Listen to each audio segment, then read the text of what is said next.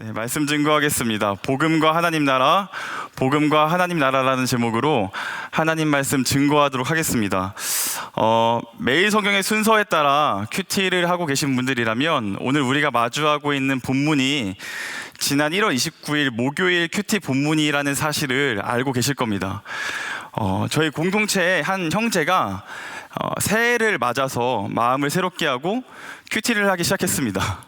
그런데 때마침 본문이 오늘 우리가 마주하고 있는 예수님의 족보였던 것이죠. 그래서 이 친구가 묵상을 다 하고 이제 큐티를 마친 다음에 저를 찾아왔습니다. 그래서 한다는 말이 무엇이냐면, 목사님, 대체 이런 본문은 매일 성경에 왜 기록되어 있는 거죠? 라고 물어보는 것이죠. 도대체 이런 본문으로 무엇을 묵상하고 무엇을 은혜 삼아서 어떤 것들을 적용해야 될지를 전혀 모르겠다고 이야기하는 겁니다. 여러분들은 어떠십니까? 지금 표정을 보니까 매일 성경이라는 게 있는지 몰랐다 라는 표정 반, 그리고 혹은 이 정도 본문은 충분히 묵상할 수 있다라는 표정을 하고 계시지만 사실 그 청년의 질문이 정직한 것 같습니다. 이런 족보라는 본문을 마주할 때 우리에게 찾아오는 몇 가지의 어려움들이 있는 것 같습니다. 우선 한 번도 음가를 내어서 발음하지 않았던 이름들이 그저 나열되어 있는 것처럼 보인다던가, 혹은 그 이름과 이름 사이에 전혀 어떤 서사적인 구조나 이야기가 존재하지 않는 것이죠. 심지어는 뭔가를 좀 해라 혹은 하지 말라라는 권면이나 규율, 지시 같은 것들이 전혀 없기 때문에 도대체 우리가 이 본문을 통해서 무엇을 묵상하고 무엇을 은혜 삼아서 어떤 것들을 적용해야 될지가 어려운 것이 사실인 것 같습니다.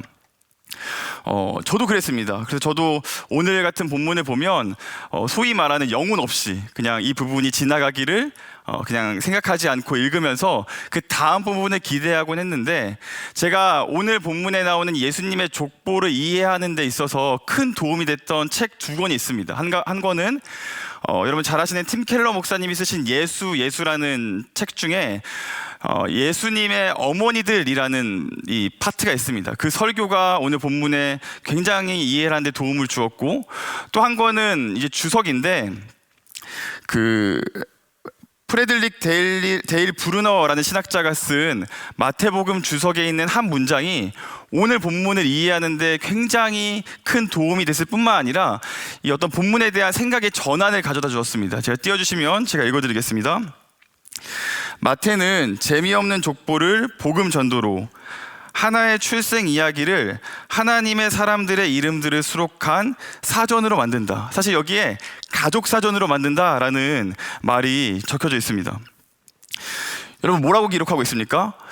이 본문이 예수님의 족보가 그냥 우리가 발음 한번 해보지 못했던 사람들의 이름의 나열 속에서 우리는 이 이야기를 복음의 이야기로 읽어낼 수가 있다라는 것이죠. 그렇다면 여러분, 여기서 잠깐 우리가 먼저 좀 확인하고 넘어갈 게 있습니다. 여러분, 복음이란 무엇입니까? 우리가 복음하면서 신앙생활에서 복음이란 단어를 굉장히 자주 사용하는데, 특별히 우리가 있는 이 삼일교회는 선교의 진심이지 않습니까? 그래서 선교에 가서 복음을 전한다, 복음을 전했다, 이런 말들을 자주 하곤 하는데, 여러분, 복음을 어떠한 단어로 이해하고 신앙생활 하셨고 복음을 어떻게 규정하시면서 선교를 하셨나요? 성경에서 말하는 이 복음의 핵심은 이런 겁니다. 복음은 구원을 받기 위해서 내가 무엇을 해야 하는지에 대한 이야기가 아니라 내가 구원받기 위해서 그리스도께서 어떤 일을 하셨는가에 대한 이야기입니다. 다시요, 너무 중요해서 다시 말씀드립니다. 복음은 내가 구원받기 위해서 스스로 무엇을 해야 하는가에 대한 이야기가 아니라 나를 구원하기 위해서 그리스도께서 어떠한 일을 일으키셨는가에 대한 이야기라는 것이죠.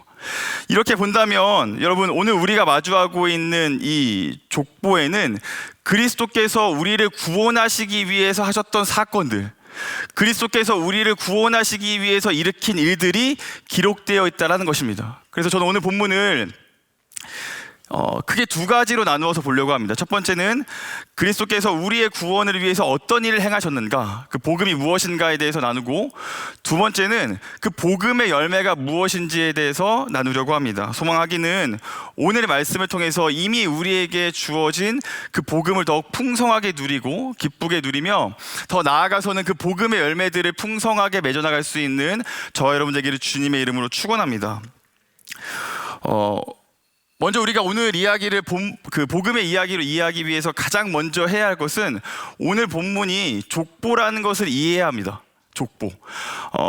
이 고대 사회에서 족보가 어떠한 역할을 했는가를 먼저 이해해야 오늘 우리는 본문의 말씀을 복음의 이야기 속에서 이해할 수가 있는 것이죠. 여러분, 현대 사회에는 내가 어떠한 존재인지를 증명할 만한 다양하고 객관적인 도구들, 문서들, 문헌들 같은 것들이 있습니다. 예를 들어서 증명서 같은 것이라던가, 혹은 수상 내역 같은 것들, 자격증 같은 것들, 보통 이런 것들로 내가 어떠한 존재인지를 증명해 보일 수가 있습니다. 보통 사람들이 의미 있다고 말하는 것들, 좀 성취해서 남들에게 보여줄 만한 것들을 통해서 내가 누구인지를 증명해 보이는 것이죠. 그런데 고대 사회에는 이러한 객관적인 사람을 평가할 만한 도구가 존재하지 않았을 뿐만 아니라, 더 정확하게 말하면 그런 것들에 대해서 별로 관심이 없었습니다. 왜냐하면 고대 사회에서 그 사람을 평가하는 거의 유일한 기준은 그 사람이 어떠한 핏줄에 속해 있는가, 그 사람이 이 어떠한 가문에 속해져 있는가, 이거 하나가 중요했기 때문입니다. 그래서 당대 사람들은 그 족보를 크게 훼손하지 않는 어떤 지점에서 확대하거나 축소해서 자신을 돋보일 만한 족보를 만들어내는 게 보편적인 문화로 자리를 잡고 있었던 것이죠.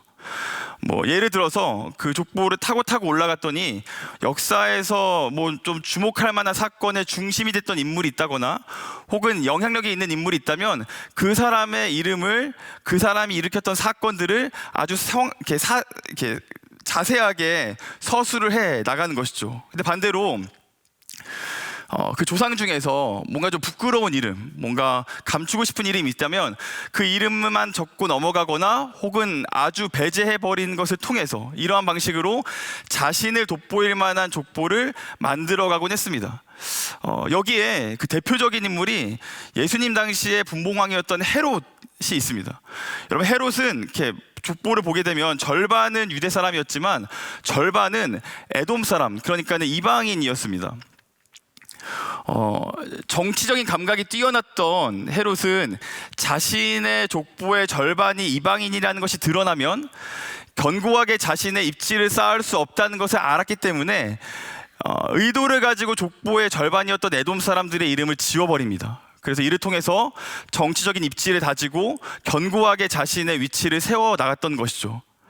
여러분, 다시 한번 말씀드립니다. 당시의 족보는 내가 누구인지를 증명해주는 일종의 이력서와도 같은 것입니다. 그런데 이런 맥락에서 보자면 오늘 우리에게 주어진 본문인 예수님의 족보는 이상한 점 투성입니다. 그러니까 무엇 하나 제대로 된 것이 없고 굉장히 이상한 점들이 많다는 것을 우리가 확인해 볼 수 있습니다. 그리고 현대 사회를 살아가는 저와 여러분에게야 이게 이상하다 정도의 수준이지만, 본문을 처음 마주했을 유대인들은 이 본문이 경악스러운 것을 넘어서서 어떤 지점에서는 불쾌하기까지 했던 이름들로 가득 차 있다는 것을 우리가 확인해 볼 수 있는 것이죠. 이게 어떠한 내용들이 이렇게 이상하냐, 경악스럽냐는 제가 4가지 정도로 설명을 해드리도록 하겠습니다. 첫 번째는 이 족보에는 여성의 이름이 5명이나 기록되어 있습니다. 3절에 다말, 5절에 라합과 룻, 그리고 6절에 이 우리아의 아내라고 기록된 바세바와 16절에 마리아가 있습니다. 여러분, 참 애석하지만 1세기 당시에는 남성과 여성이 동등된 어떤 처우를 받을 수가 없었던 시대였습니다. 그래서 어떤 문헌에 여성의 이름이 올라가게 되면 그 문헌은 공신력을 상실해 버렸고, 여성이 재판에 어떤 증인으로 선다는 것은 채택될 수 없다는 것을 의미했습니다. 그런 시대적인 배경 속에서 여성의 이름이 5명이나 기록되어 있다는 것은 이 족보가 어떤 면에 있어서는 신뢰할 수 없는 족보라는 것을 말해주는 것과 다름이 없는 것이죠. 두 번째로는 그 5명의 여성이 기록된 것만 해도 참 놀라운데 그 중에 4명은 이방인이었다라는 사실입니다. 라합과 룻은 율법에서 결혼을 금했던 가나안 사람이었고 다말과 라합은 가나안 사람이었고 룻은 여호와의 성전에 영원히 들어갈 수 없었던 모압 사람이었습니다. 게다가 이 우리아의 아내라고 기록된 밧세바는 사실 뭐 정확하게 나오진 않지만 아마 맥락상 살펴보면 핵족 속임에 틀림이 없는 것으로 보이는 것이죠. 여러분, 이방인들이 어떤 처지로 대해졌는가, 어떠한 처우로 대해졌는가를 조금이라도 아신다면 이것이 얼마나 놀라운 일인지를 금방 알아차리실 수가 있을 겁니다. 그런데 여러분, 여기까지는 그나마 좀 이해해 볼 수 있습니다. 뭐 여성이고 이방인인 것 100번 양보하면 그래 좀 이해해 볼 수가 있을 것 같습니다. 그런데 이후에 등장하는 2가지 정도의 이상한 점은 도무지 용납이 안 됩니다. 세 번째는 무엇이냐면 이 족보에는, 예수님의 족보에는 악행을 저지른 사람들의 이름이 기록되어 있습니다. 우리 제일 대표적인 게 1장 3절에 있는데요. 우리 1장 3절 말씀 띄워주시면 같이 읽겠습니다. 읽어주세요. 시작.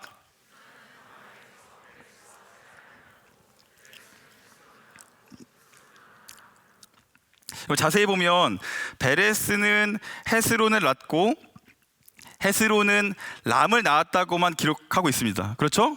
그런데 그 앞서 내용을 보면 뭐라고 기록되어 있습니까? 유다는 다말에게서 베레스와 세라를 낳았다, 이렇게 기록을 하고 있습니다.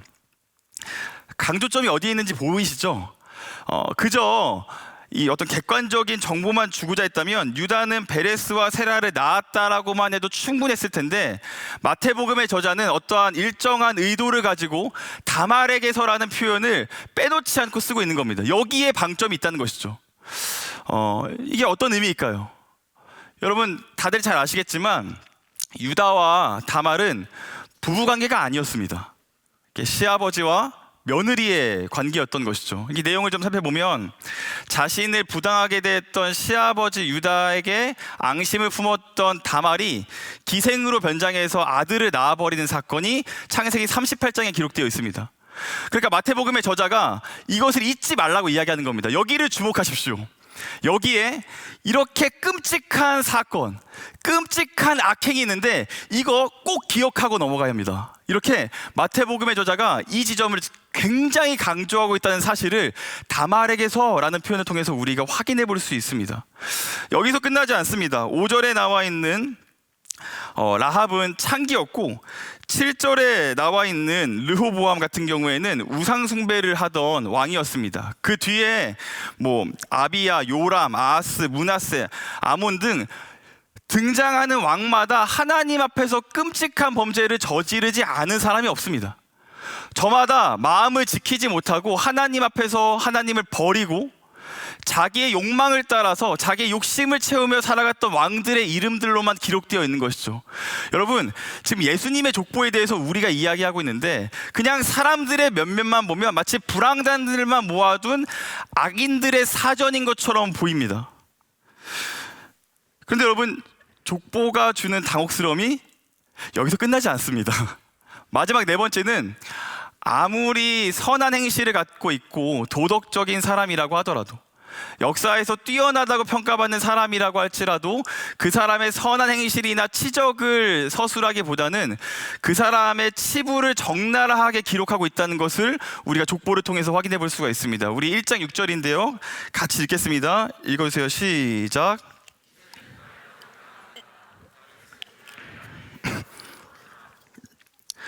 여러분, 다윗은 누구나 자기의 족보에 이름을 올리고 싶었던 사람이었습니다. 실제로 문헌에 보면 유대 사회에서 다윗의 가문, 다윗의 핏줄이라는 사실만으로도 많은 것들을 보장받으면서 살아갈 수 있었다고 그렇게 기록이 되어 있습니다.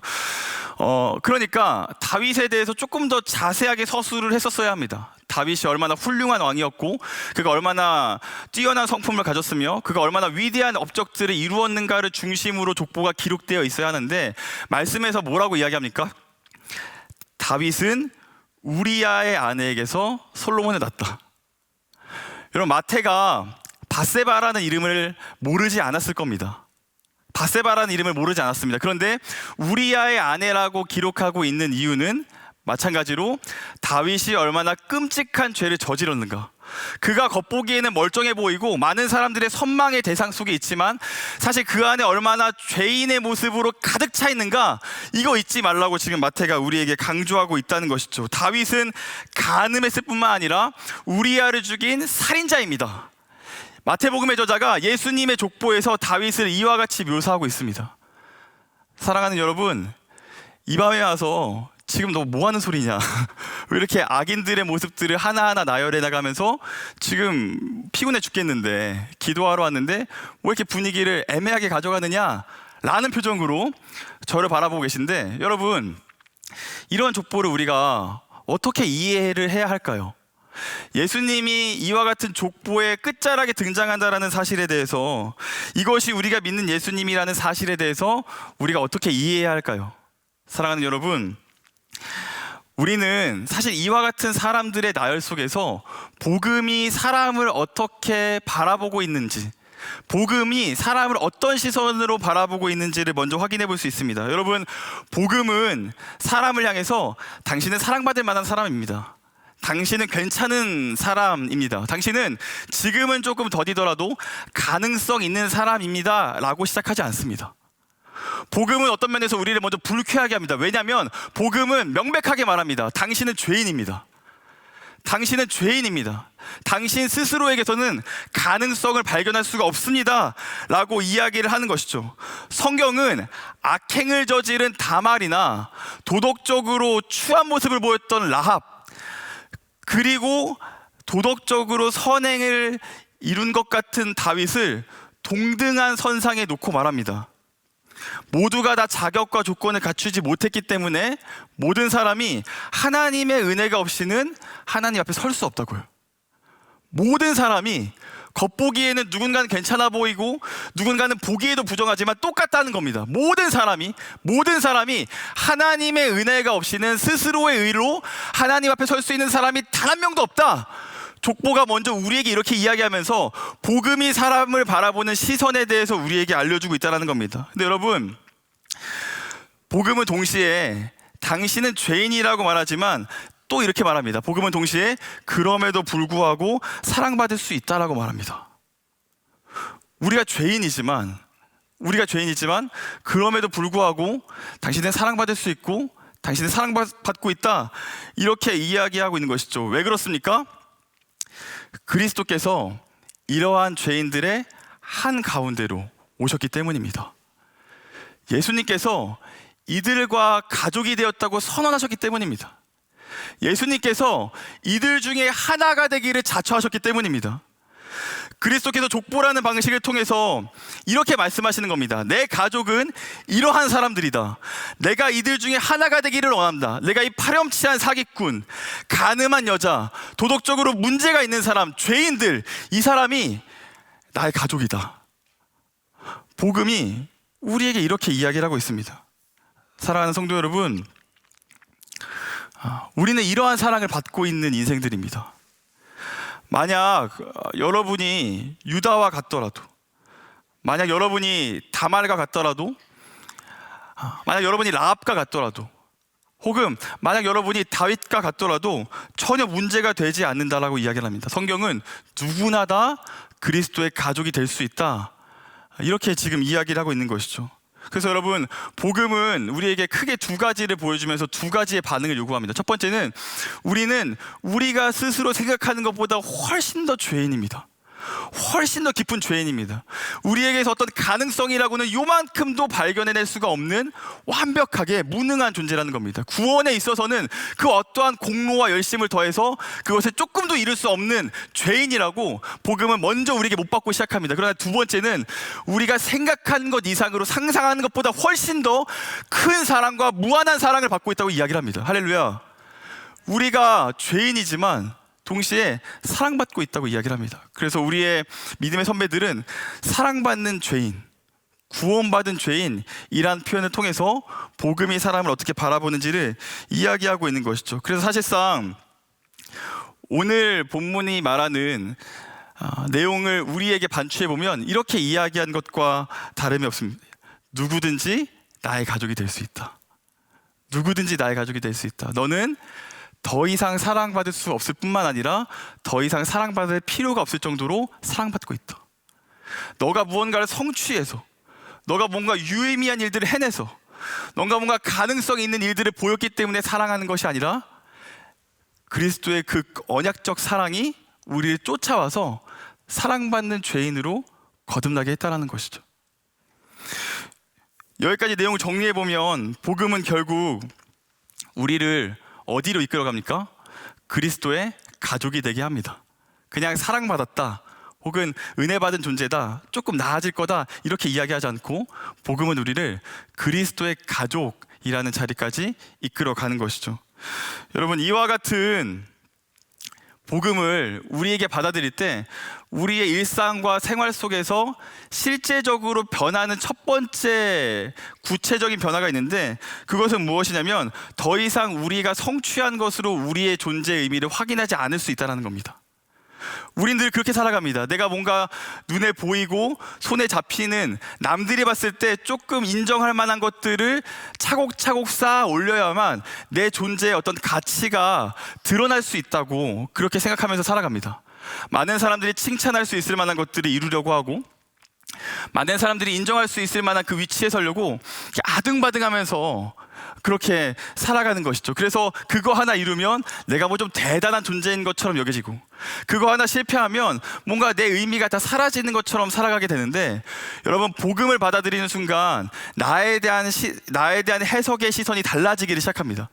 더 이상 그러한 것들로, 나의 성취로 나의 가치를 말하지 않고 내가 받은 사랑으로 나의 가치를 말하게 됩니다.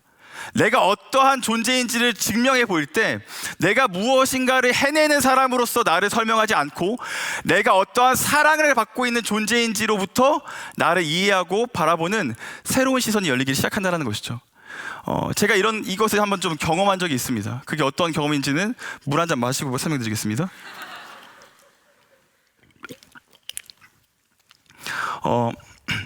제가 처음으로 이렇게 사역했던 교회는, 좀 부끄러운 이야기인데 그냥 좀 이해하고 좀 들어주십시오.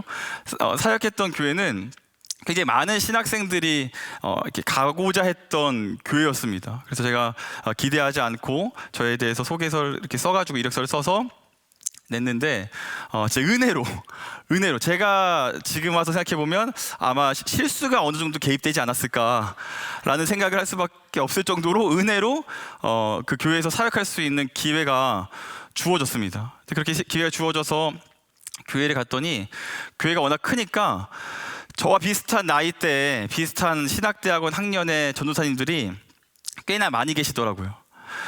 그런데 그렇게 많은 사람들이 오고 싶은 교회에 와보니까 정말로 탁월한 사람들이 너무 많은 겁니다. 일례로 저랑 같이 지원을 해서 들어왔던 전도사님은 저희 총신대학교 신학대학원의 전체 찬양 인도자였습니다. 그래서 기타 한번 코드 도롱 이렇게 하고 그냥 찬양도 아니고 이렇게만 하면 앞에 계신 모든 권사님들이 눈물을 훔치셨습니다. 기타를 너무 잘 치는 거예요. 근데 여러분, 저는 기타를 잘 못 치거든요. 저는 거짓말 잘 치고 사람 잘 치지 기타를 칠 줄을 잘 모릅니다. 그런데 그 기타를 잘 치고 노래를 잘하시는 전사님 보면서 저 사람 진짜 탁월하다 이런 생각했습니다. 또 어떤 전사님 보니까 저보다 2살밖에 많지 않고 분명히 같은 학교에서 공부해서 졸업해서 똑같은 신학대학원 갔는데 설교를 기가 막히게 잘하는 거예요. 설교 너무 잘하는 겁니다. 그래서 막 매주 듣는데 매주 이렇게 눈물이 나고 은혜가 되는 거죠. 그런데 여러분, 지금 저를 보셔서 아시겠지만 전 좀 이렇게 문제가 많지 않습니까? 발음도 안 좋고, 너무 웃지 마세요. 이렇게 발음도 안 좋고 뭐 설교도 잘 좋은지 모르겠고, 그런데 그분은 상대적으로 너무 이렇게 탁월해 보이는 것이죠. 뭐 그렇게 한 사람 보니까 어떤 사람은 행정을 너무 잘하고, 어떤 사람은 관계를 기가 막히게 잘 맺고, 어떤 사람은 영어를 너무 잘하는 거예요. 당연하죠. 영어 예비부 전도사님이시니까 영어 잘하고, 일 잘하고, 뭘 잘하고 다 잘하는 사람들이 있어서 그렇게 한 사람 한 사람을 보다가 여러분 마지막에 어디를 봤을까요? 거울을 봤습니다. 거울을 보니까 제가 있더라고요. 그래서 제가 묻는 거죠. 이렇게 손가락질하면서, 그래 너는 할 수 있는 게 뭐가 있어가지고 여기서 사역하고 있냐 하는데 도무지 대답이 떠오르질 않는 겁니다. 도무지 대답이 떠오르지 않아서 이게 어떤 약간 열등감 비슷한 느낌으로 저에게 굉장히 힘들었던 때가 있었습니다. 제가 이 문제가 해결이 안 돼가지고 이렇게 꾹꾹 담아두고 있다가 어느 날 저의 멘토가 되시는 저희 어머니도 전도사님으로 사역을 하셨거든요. 그래서 저희 어머니께 드라이브를 하면서 이렇게 물어봤습니다. 어머니, 이 사람은 찬양도 잘하고 기타도 잘 치고, 저 사람은 설교 잘하고, 저 사람은 행정 잘하고, 저 사람은 관계도 잘 맺는데 저는 어머니 아들이라 그런가 잘하는 게 아무것도 없네요. 이렇게 푸념 섞인 이야기로 어머니 앞에 이렇게 내려놨더니 어머니께서 이렇게 씩 웃으면서 하셨던 말씀이 저에게 잊혀지지가 않습니다. 뭐라고 말씀하시냐면, 야, 그 찬양 잘하는 전도사님, 그 설교 잘하는 전도사님, 그 일 잘하고 그 관계 잘하고 영어 잘하는 전도사님, 그 전도사님을 부르신 하나님이 너도 불렀어. 제가 거기서 끝났습니다. 더 이상 제가 성취하고 이루어가는 것이 나의 존재를 말해주지 않는다라는 사실에 대해서 제가 그 드라이브하는 자리에서 인정해버리게 됐습니다. 여러분, 중요한 것이 무엇입니까? 우리가 무언가를 갖추어서, 우리가 뭔가를 이루어서 우리가 가진 것으로 우리의 존재의 의미를 확인하려고 그러면 우리는 늘 모자랄 겁니다. 왜냐하면 우리보다 더 뛰어난 사람이 있거든요. 우리보다 더 뛰어난 사람이 있습니다. 내가 가진 거는 어느 순간 사라져버리게 됩니다. 내가 가진 그 의미라는 게, 내가 가진 그 존재의 가치라는 거는 스스로 쌓아올리면 쌓아올릴수록 불만족스러울 뿐입니다.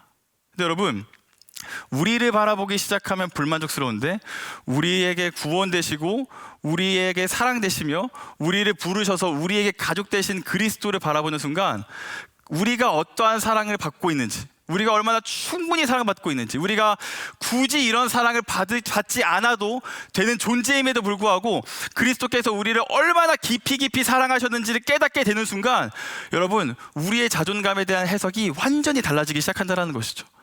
소망하기는 우리가 성취한 것으로 우리의 존재를 증명하며 살아가기보다는 그리스도께 받은 사랑으로 우리가 어떠한 존재인지를 고백하고 복음으로 존재를 해석하는 저 여러분 되기를 주님의 이름으로 축원합니다. 두 번째로 이와 같은 복음이 그러면 어떠한 열매를 맺게 되는가, 복음이 맺는 열매가 무엇인지에 대해서 좀 함께 살펴보도록 하겠습니다. 여러분, 복음은 우리와 같이 연약한 사람들을, 우리와 같이 한계와 흠이 많은 사람들을 그리스도께서 가족으로 삼아 주셨다라는 것으로 종결되지 않습니다. 우리가 그분의 가족 되었고 그분이 우리를 구원하셨다는 것으로 이야기가 종결되는 것이 아니라 우리가 가족되고 구원받았기 때문에 거기서부터 시작되는 또 다른 이야기가 있다는 것이죠. 그러니까 여러분, 복음은 결코 우리를 방종케 하지 않습니다. 우리가 어떠한 모습이어든 사랑받을 수 있다라고 하니까 우리를 그냥 내버려 둔다라던가 성화나 변화가 필요 없다라고 말씀하시는 것이 아니라 복음이 우리를 이끌어가는 어떤 지점이 있다라는 것이죠. 그래서 우리가 자격과 조건을 갖추어야 사랑받는 것이 아니라 우리를 사랑하시기 때문에 먼저 사랑하시고 그 자격과 조건을 그리스도께서 함께 갖추어 나가신다라고 이야기를 합니다. 이거를 우리가 보통 교리적인 용어로 성화라고 하는 것이죠. 하나님의 사랑 안에 있는 사람은 하나님의 마음을 담아내서 성화하기를 시작합니다. 그렇다면 복음을 통해서 성화하는 것, 복음을 통해서 우리에게 찾아오는 변화의 중심에 무엇이 있는가? 우리 23절인데요. 우리 23절 말씀 같이 읽겠습니다. 읽어주세요. 시작.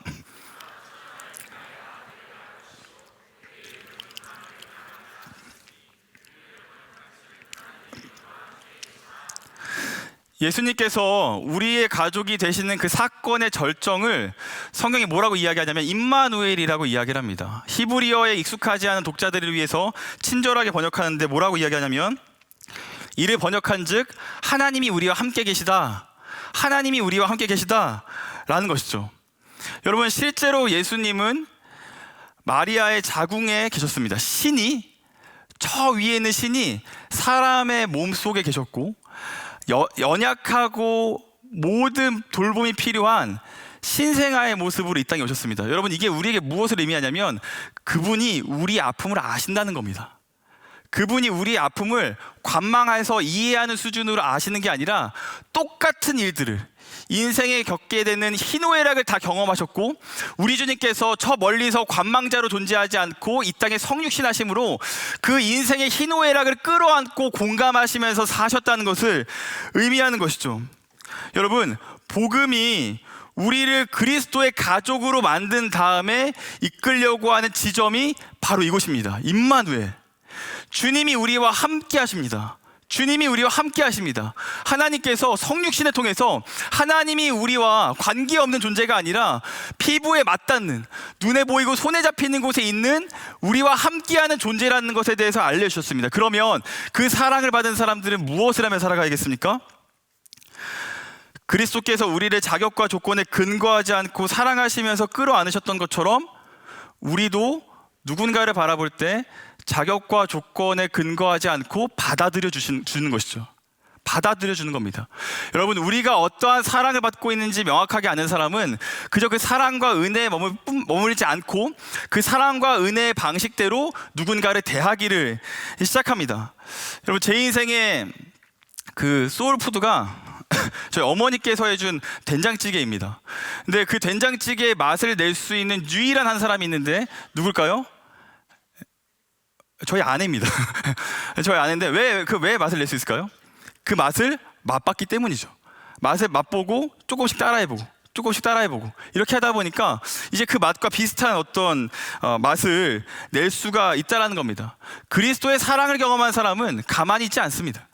복음을 경험한 사람은 자신이 사랑받았던 삶의 그 사랑의 방식과 그 사랑의 크기만큼 이웃을 대하기를 시작한다는 것이죠. 그래서 여러분, 복음은 첫 번째로 나의 자존감에 대한 해석을 달리 만들지만 두 번째로는 타인을 바라보는 시선을 완전히 뒤집어 놓습니다. 복음을 경험하기 전에는 말 그대로 타인으로 바라봤던 그 시선이 복음을 경험한 이후에는 그리스도께서 우리에게 하셨듯 우리도 이웃을 가족으로 대하길 시작한다는 것이죠. 그래서 여러분, 복음은 반드시 하나님 나라 공동체라는 열매를 맺습니다. 복음이 심긴 곳에는 다른 것이 나는 게 아니라 복음이 심긴 자리, 복음이 심겨진 사람을 통해서 하나님은 어떤 일을 하시느냐면 하나님의 나라를 드러내시기를 시작합니다. 우리가 만약 은혜를 받았다면, 여러분이 만약 복음을 받아들이고 그리스도의 사랑을 받아들인 것에 충분히 젖어 계시다면 여러분에게서 드러나는 한 가지 현상이 있는데 그것이 무엇이냐면 반드시 여러분을 통해서 하나님 나라와 공동체가 세워지기를 시작한다는 겁니다. 여러분, 저는 너무 감사하게도 이와 같은 경험을 한 적이 있습니다. 제가 그 대학 생활을 했던 총신대학교 기독교 교육과는 그때만 하더라도 상당히 가족과 같은 공동체였습니다. 기본적으로 사범대학이었기 때문에 인원수가 얼마가 되지 않았고, 심지어는 이렇게 학교의 어떤 분위기상 과 내 저희 여러분이 이렇게 신앙생활 하시는 것처럼 이렇게 팀과 조가 있었습니다. 그래서 이렇게 열심히 공부하다가도 어느 순간 되면 큐티하고 어느 순간 되면 기도 제목 나누는 것들이 굉장히 자연스러울 뿐만 아니라 심지어 어떨 때는 누군가 힘들다 그러면 막 신방을 하곤 했습니다. 제가 아직도 기억나는 게, 여러분, 총신대학교 1학년 마치고 휴학하겠다는 거는 무엇을 의미할까요? 도망가겠다는 거죠. 다른 대학으로 가겠다는 겁니다. 그러면 저희가 가만 놔두지 않았습니다. 이게 과일 바구니를 싸고 집에 찾아가가지고 신방하는 거죠. 야, 한 번만 더 해봐라. 은혜가 있으면 너 할 수 있다. 너 지옥 갈라 그러냐? 막 하면서 이제 막 신방을 하는데, 이제 그런 분위기 속에서 유독 좀 이렇게 어려워하던 저희 그 동기 한 형이 있었습니다. 저보다 4살 정도가 많은 형이었는데 맨날 후드티를 입고 키도 작고 얼굴도 이렇게 까무잡잡해가지고 굉장히 왜소했던 형이거든요. 근데 맨날 후드티를 뒤집어 쓰고 와가지고서는 구석에 이렇게 있는 겁니다. 근데 그 형이 그렇게 구석에 있다가 1학기 끝나고 사라진 거예요. 근데 저는 이 형이 얼마나 존재감이 없냐면 사라진지도 몰랐습니다. 그렇게 하고 저는 이제 한 학기 더 하고 군대를 갔다 왔는데 제대하고 나서 저를 가장 먼저 반겨준 게 그 형이에요. 예전에는 후드티를 뒤집어 쓰고 얼굴이 썩어 있었는데 저를 마주했을 때는 후드티를 벗고 화난 얼굴로 범씨가 왔냐, 여기 후배들 있다, 인사해라, 막 그러고 밥도 사주고 학교도 안내해주고 이 형이 나한테 이럴 처지가 아닐 텐데 라는 생각을 했지만 그게 달라진 모습에 제가 놀랐습니다. 그러니까 제가 어떤 사정이 있었는가 들어봤더니 사실은 좀 이렇게 사정이 있었더라고요. 그 형이 태어날 때부터 희귀병을 안고 태어났습니다. 선천성 담도 폐쇄증이라는 병이었는데 이 병이 결국에는 한 75% 정도는 거의 회복하지 못하고 이렇게 죽게 되는 병이라고 합니다. 근데 이 형이 어릴 때 태어나서 기적적으로 회복을 해가지고 이제 학교를 오게 된 거죠. 그런데 기적적으로 회복했다고 하더라도 이제 몸을 좀 아끼고 관리를 해야 되니까 맨날 저희가 뭐 MT 가고 누구 이렇게 만나러 다니고 할 때 그렇게 할 수 없었고 집에 가서 휴식을 취해야 했던 겁니다.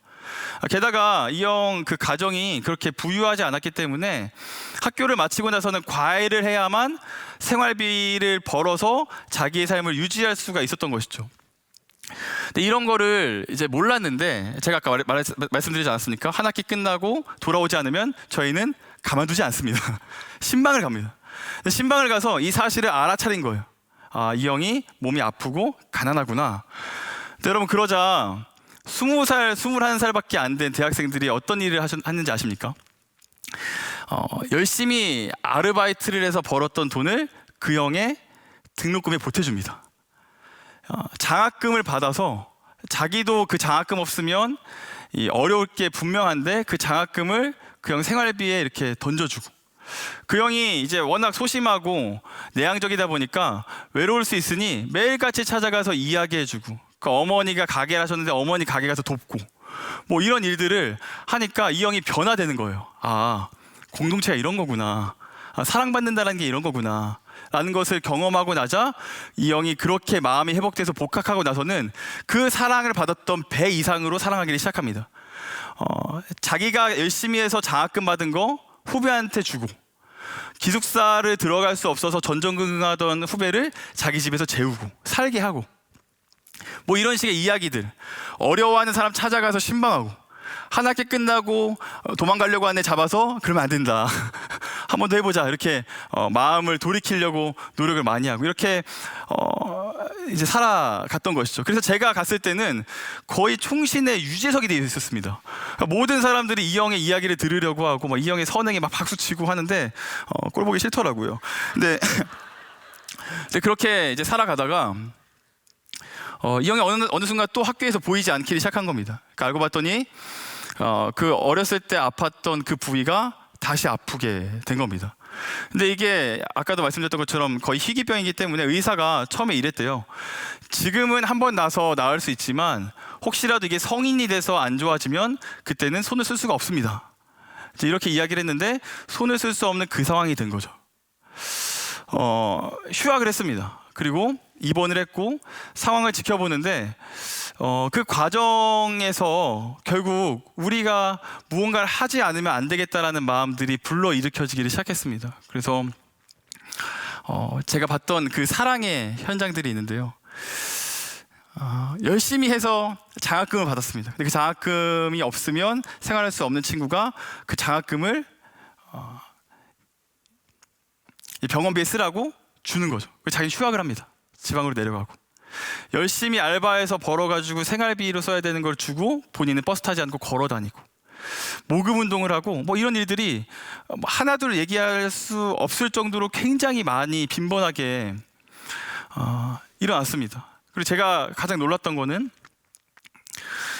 저희 후배들이 어느 날 다 같이 이렇게 병원을 가는 거예요. 왜 가나 봤더니 결국에는 이 형이 간을 이식해야만 하는 상황이 되니까 자기 간을 떼어달라고, 내가 그 이식 수술 받겠다고 하면서 후배들 전원이 그 병원 가가지고 수술 받겠다고 하는 것을 제가 봤습니다. 더 놀라웠던 거는 얼굴 한번 본 적 없는 신학과 학우들도 그 일을 하고 있다는 것이죠. 네, 여러분, 제가 이렇게 모습을 보면서 저희가 할 수 있는 게 없어가지고 그 다음부터 뭘 하기 시작했냐면 저희 충신대학교는 이제 채플 시간이 있고, 채플 시간 끝나면 점심 시간 있고, 그때 빨리 밥을 먹어야 다음 수업을 들을 수가 있거든요. 그런데 저희가 늘 같이 그 채플실에서 기도하는데 단 한 명도 채플이 끝나고 밥 먹으러 가야 될 시간에 밥 먹으러 가지 않고 눈물로 기도하는 거죠. 단 한 명도 움직이지 않습니다. 전부가 다 그 한 사람을 위해서 울면서 기도하는 겁니다. 그리고 매일 밤 그 형을 위해서 자기 스케줄 다 내어놓고 모여서 기도하기를 시작하는데, 그때 유일하게 그 형과 통화를 할 수 있었던 게 저였거든요. 제 동기라서. 이제 통화하는데 어떤 일이 생겼냐면, 이게 가장 위급한 순간이 돼서 최고 응급 등급으로 올려주는 일이 생겼습니다. 이게 무슨 말을 의미하냐면, 간을 이식 수술하는데 전국에서 그 형한테 맞는 장기가 나오면 가장 먼저 수술을 해주겠다는 겁니다. 그런데 이게 좋은 게 아니에요. 그렇게 15일간 딱 그 기간을 주고 15일이 끝나면 B등급으로 넘어오고, B등급으로 넘어오면 보통 그렇게 하다가 그냥 해결하지 못하고 죽는 경우가 대부분이라고 합니다. 저희가 그 얘기 듣고 15일 동안 금식하면서 이렇게 기도하는데 매일 밤 전화하는 거죠. 형, 혹시 좋은 소식 있어? 아니, 없어. 아, 형, 잘 될 거야. 형, 오늘은 뭐 좀 소식 있어? 아, 별로 없어. 그래? 잘 될 거야. 우리 기도하자. 하는데, 기도하자, 잘 될 거야 라고 말하는 저의 마음에 전혀 확신이 안 들더라고요. 그렇게 울면서 기도하고 사람들이 막 모금하고 여러 일들이 있었는데, 제가 일부러 이 부분을 극적인 어떤 감정을 자극하지 않기 위해서 결론만 말씀드리면, 그 이식 수술을 받아야 되는 6시간 전에 이식할 수 있을 만한 간을 찾아서 이식 수술에 성공합니다. 별로 안 놀라시네요. 이식 수술 성공해서 이 형이 그냥 신대원도 잘 가고 졸업여행도 잘하고 저랑 지지고 싸우면서 그렇게 지금도 살아가고 있어요. 그런데 여러분, 제가 왜 이 살아나는 과정을 일부러 스킵했냐면, 저는 이게 전혀 기적처럼 여겨지지 않았습니다. 당시에는 이 형이 살아난 그 사실만으로 우리가 너무 기뻐했고 이것이 우리의 기적이라고 보여줬는데, 진짜 기적은 따로 있었습니다. 여러분, 저희가 그렇게 서로 모금하고 서로 껴안아서 울면서 기도하고 자기 간에 내어주겠다고 하는 그 모습을 보면서, 여러분, 총신대 안에도 마음이 힘들어하는 사람도 있을 거 아닙니까? 신앙이 흔들리고 회심하지 못한 사람들이 그 모습을 보고 그리스도께서 살아계시다라는 사실을 인정하기 시작했습니다. 많은 사람들이 자신의 가족의 구원을 위해서 울면서 기도했는데, 그렇게 기도할 때는 어떤 응답이 있지 않은 것 같다가 우리가 이렇게 서로를 사랑하는 모습을 보면서, 아, 교회가 저런 곳이구나, 공동체가 저런 거구나, 그리스도의 사랑이 저런 거구나, 사람들의 마음이 동하면서 하나님의 복음을 받아들이기를 시작했습니다. 교회에 상처가 있는 지체들이 이 모습을 보고 공동체로 돌아가는 일들이 일어났습니다. 이게 어떤 위대한 일들에 일어나지 않고 서로 사랑하는 모습, 함께하는 모습, 그 임마누엘의 모습을 통해서 우리에게 드러났던 것이죠. 사랑하는 성도 여러분, 복음은 하나님 나라의 공동체를 열매 맺게 합니다. 믿으십니까? 우리가 만약 복음으로 거듭났다면, 우리가 복음 안에서 은혜를 받고 우리 안에 하나님께서 주시는 그 사랑을 받아들일 수 있을 만한 능력이 되고, 우리 안에 그 사랑으로 인해서 변화되는 어떤 것들이 생겨나면, 그러면 여러분은 그 자리에 머물 수가 없습니다. 여러분은 그 자리에 머물 수가 없고, 여러분의 손과 발을 움직여서 여러분이 받았던 그 사랑과 동일한 사랑들을 해나가기 시작할 겁니다. 여러분이 어떠한 사랑을 받고 있습니까? 우리가 말도 안 되는 죄인인데 그리스도께서 더 말도 안 되는 사랑의 방식으로 우리를 받아들여 주셨습니다. 우리를 받아들여 주셨습니다. 자격과 조건에 근거하지 않고, 우리 어떤 가능성에 근거하지 않고, 그저 그리스도의 우리가 알 수 없는 긍휼과 사랑과 섭리를 통해서 우리를 받아들여 주셨습니다. 그분의 가족으로 삼아 주셨습니다. 그럼 여러분, 우리가 이제 무엇을 해야 될까요? 우리의 손과 발을 움직여서 내가 받았던 사랑의 방식처럼 타인을 대하고 공동체를 이루어 나가며 하나님의 나라를 드러내야 된다는 것이죠. 말씀을 정리하겠습니다. 사랑하는 여러분, 복음은 먼저는 우리를 향한 우리 개인의 시선을 바꾸어냅니다. 그런데 복음은 그 이상으로 우리를 이끌어갑니다.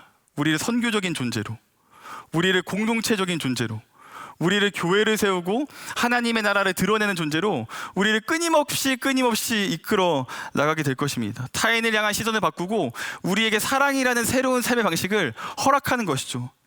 여러분, 그리스도께서 우리를 어떻게 대하셨는지를 회복해야 됩니다.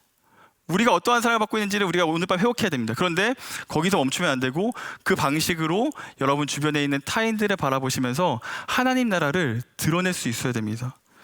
여러분, 우리가 선교를 통해서 많은 은혜들을 경험했습니다. 복음을 받아들였고 복음을 또 전했습니다. 그 선교의 은혜를 갖고 있는 우리가 이제 무엇을 해야 될까요? 다시 선교의 짐을 싸서 통영으로, 장흥으로, 캄보디아로, 일본으로. 그게 아닙니다. 하나님께서 우리를 사랑하셨던 그 방식처럼 지금 여기서 그 사랑을 전하며 하나님의 나라를 드러내는 것이죠. 소망하기는 먼저는 여러분을 향한 하나님의 사랑이 경험된 은혜가 있기를 주님의 이름으로 축원합니다. 그리고 더 나아가서는 그 사랑을 토대로, 그 사랑을 반영하며 하나님 나라 드러낼 수 있는 저 여러분 되기를 주님의 이름으로 축원합니다. 이 시간 함께 찬양하시겠습니다. 우리 믿음과 삶이라는 찬양하시면서 함께 좀 기도하는 시간으로 나아가겠습니다.